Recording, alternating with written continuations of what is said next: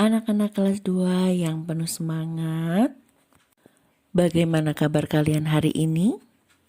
Semoga sehat dan penuh sukacita. Jika minggu lalu kita sudah belajar tentang iman adalah anugerah Allah, maka hari ini kita akan belajar tentang orang beriman melaksanakan perintah Allah. Dalam pembelajaran kita hari ini, kita akan meneladan Abraham dan Bunda Maria. Untuk itu, mari kita awali pembelajaran kita hari ini dengan berdoa. Dalam nama Bapa dan Putra dan Roh Kudus. Amin. Allah Bapa yang Maha Baik, Engkau telah memanggil Abraham untuk melaksanakan kehendak-Mu. Engkau juga telah memilih Bunda Maria untuk melahirkan Yesus Putra-Mu. Bantulah kami agar dapat meneladan Abraham dan Bunda Maria yang sangat percaya dan pasrah kepadamu. Demi Kristus Tuhan dan pengantara kami. Amin. Dalam nama Bapa dan Putra dan Roh Kudus. Amin. Abraham adalah bapa orang beriman karena melaksanakan kehendak Allah. Ia pergi dari kampung halamannya untuk pergi ke Kanaan, sebuah negeri yang dijanjikan oleh Allah. Ujian terbesar yang dilalui oleh Abraham adalah diminta oleh Allah mengorbankan Ishak anaknya. Begitu juga Bunda Maria. Ia disebut sebagai teladan orang beriman karena pasrah kepada kehendak Allah dengan melahirkan Yesus Kristus.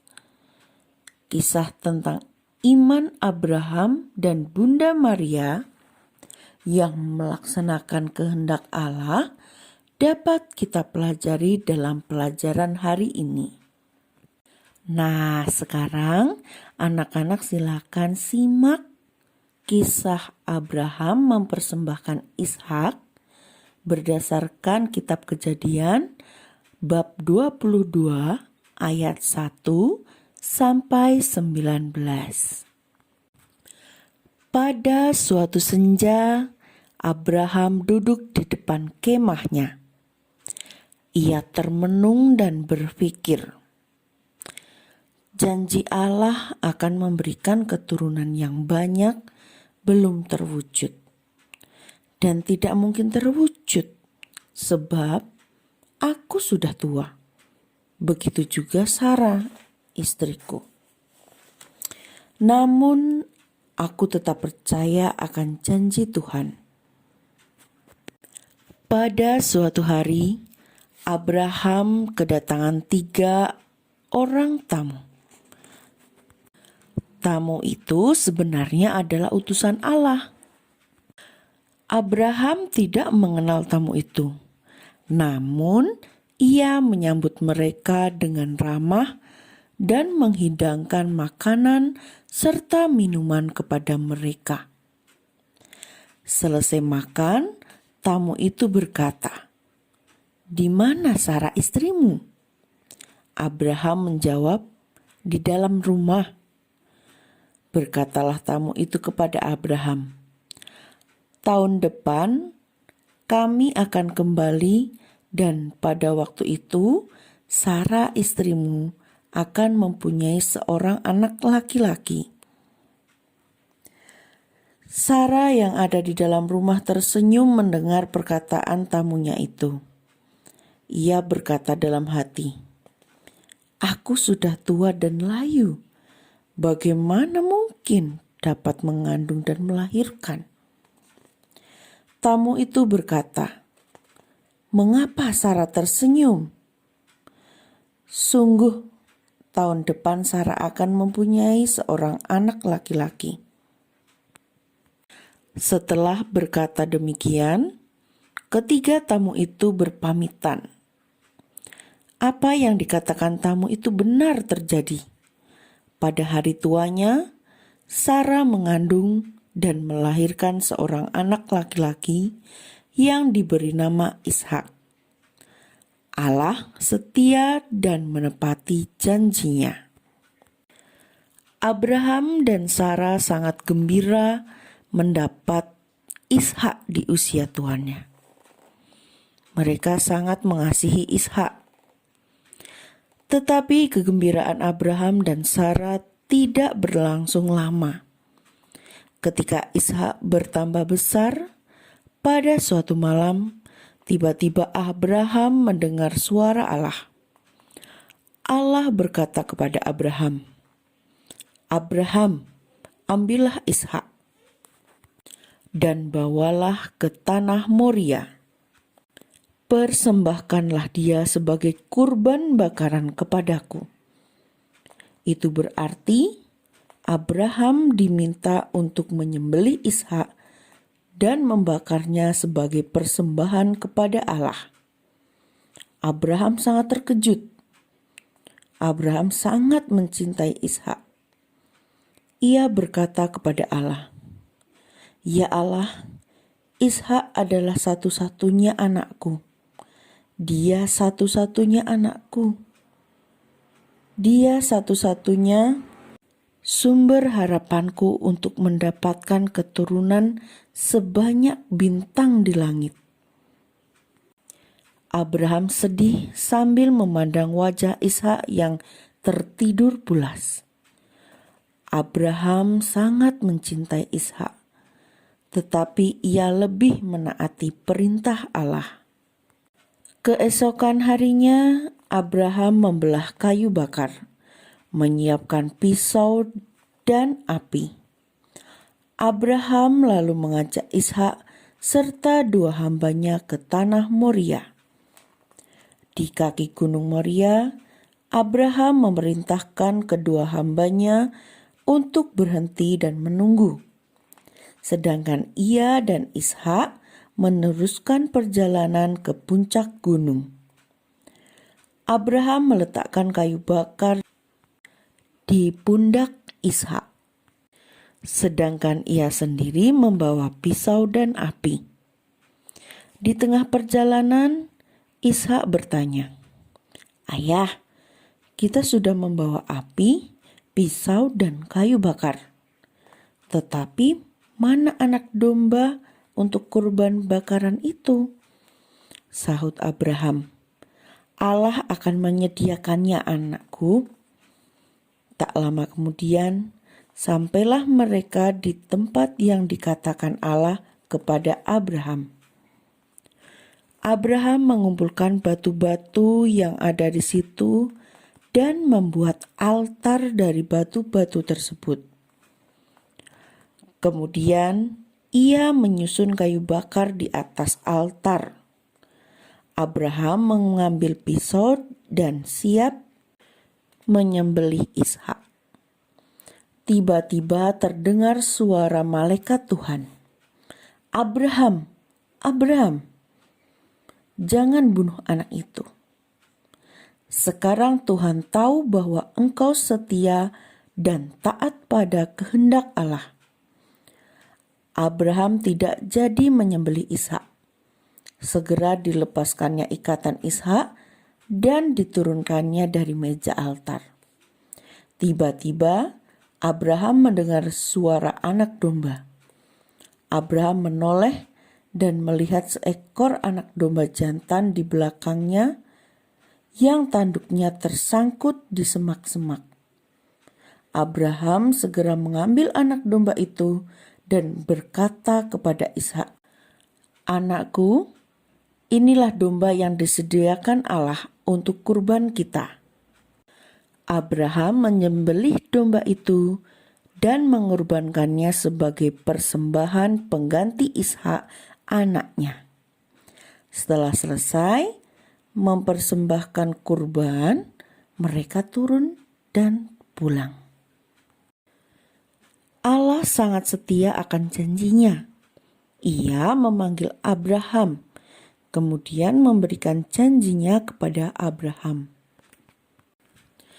3 janji Allah kepada Abraham adalah memberi negeri, yaitu negeri Kanaan, memberi keturunan yang banyak, dan memberikan berkat. Abraham mementingkan ketaatan kepada Allah hingga ia rela mengorbankan anaknya sebagai persembahan kepada Allah. Abraham sangat percaya dan taat kepada Allah. Anak-anak yang terkasih, kita pun juga harus demikian, percaya dan taat kepada Allah. Selain Abraham, kita juga bisa meneladan Bunda Maria. Anak-anak dapat membaca Injil Lukas bab 1 ayat 26 sampai 38. Maria menerima kabar gembira dari malaikat Gabriel. Dalam bulan yang ke-6, Allah menyuruh malaikat Gabriel pergi ke sebuah kota di Galilea bernama Nazaret, kepada seorang perawan yang bertunangan dengan seorang bernama Yusuf dari keluarga Daud. Nama perawan itu adalah Maria. Ketika malaikat itu masuk ke rumah Maria, ia berkata, "Salam, hai engkau yang dikaruniai, Tuhan menyertai engkau." Maria terkejut mendengar perkataan itu, lalu bertanya di dalam hatinya, "Apakah arti salam itu?" Kata malaikat itu kepadanya, "Jangan takut, hai Maria, sebab engkau beroleh kasih karunia di hadapan Allah. Sesungguhnya engkau akan mengandung dan akan melahirkan seorang anak laki-laki, dan hendaklah engkau menamai dia Yesus. Ia akan menjadi besar dan akan disebut Anak Allah yang Maha Tinggi. Dan Tuhan Allah akan mengaruniakan kepadanya tahta Daud, bapa leluhurnya, dan ia akan menjadi raja atas kaum keturunan Yakub sampai selama-lamanya, dan kerajaannya tidak akan berkesudahan." Kata Maria kepada malaikat itu, "Bagaimana hal itu mungkin terjadi? Karena aku belum bersuami." Jawab malaikat itu kepadanya, "Roh Kudus akan turun atasmu, dan kuasa Allah yang Maha Tinggi akan menaungi engkau. Sebab anak yang akan kau lahirkan itu adalah disebut kudus, Anak Allah. Dan sesungguhnya Elisabet sanakmu itu, ia pun sedang mengandung seorang anak laki-laki pada hari tuanya. Dan inilah bulan yang ke-6 bagi dia yang disebut mandul itu. Sebab bagi Allah tidak ada yang mustahil." Kata Maria, "Sesungguhnya aku ini hamba Tuhan. Jadilah padaku menurut perkataanmu itu." Lalu malaikat itu meninggalkan dia. Anak-anak yang terkasih, Bunda Maria pun menjadi teladan iman karena ia rela melaksanakan kehendak Allah.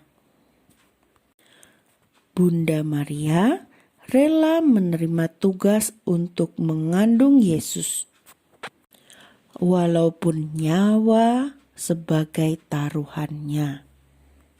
Karena Bunda Maria tahu resikonya, bahwa jika mengandung seorang anak tanpa suami, ia harus dihukum mati dengan cara dirajam dengan batu.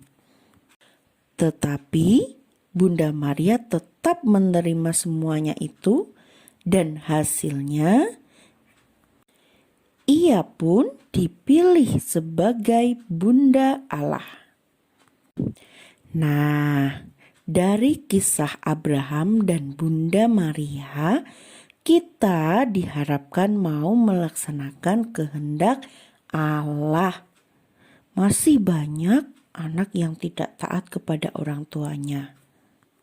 Padahal kita tahu orang tua adalah wakil Allah di dunia. Sering sekali nasihat dan perintah orang tua tidak didengar dan dilaksanakan. Andai kata dilaksanakan pun, dilaksanakan dengan cemberut dan mengomel. Orang tua kita pasti akan merasa bahagia jika kita menaati dan melakukan apa yang diperintahkan kepada kita. Demikian juga kita pasti akan merasa bahagia dan bangga karena taat kepada orang tua. Kita patut bersyukur kepada Allah anak-anak, karena Allah memanggil kita untuk diselamatkan. Allah meminta kita untuk melaksanakan apa yang diperintahkannya. Dengan melaksanakan perintah Allah, sebenarnya kita telah berusaha untuk menolong sesama, terutama orang tua kita. Ada banyak orang yang melaksanakan perintah dari orang tuanya meskipun banyak resiko yang dihadapinya. Namun mereka percaya bahwa ada pertolongan dari Allah. Seperti Abraham yang taat kepada Allah sehingga rela melaksanakan perintah Allah dengan sepenuh hati. Begitu juga Bunda Maria yang mau taat dan melaksanakan perintah Allah karena ia percaya kepada Allah yang selalu menyertainya. Selain Abraham dan Bunda Maria, masih ada banyak tokoh yang mau melaksanakan perintah dari Allah. Misalnya para nabi, Santo Paulus, dan lain sebagainya. Kita pun dapat meneladan Abraham dan Bunda Maria dengan melaksanakan apa yang diperintahkan oleh orang tua kepada kita. Karena kita tahu orang tua adalah wakil Allah di dunia. Jadi, Bapak Abraham dan Bunda Maria adalah teladan iman kita ya anak-anak. Anak-anak yang terkasih, pembelajaran kita pada hari ini sudah selesai. Nanti di akhir video akan ada soal evaluasi untuk melihat seberapa pemahaman kalian tentang materi ini. Sekarang siapkan hati kita untuk berdoa. Dalam nama Bapa dan Putra dan Roh Kudus. Amin. Allah Bapa yang Maha Kasih, kami bersyukur kepadamu karena Engkau telah memanggil Abraham dan memilih Bunda Maria sebagai teladan iman kami. Bantulah kami agar dapat meneladan mereka dalam melaksanakan kehendak-Mu. Demi Kristus Tuhan dan pengantara kami. Amin. Dalam nama Bapa dan Putra dan Roh Kudus. Amin.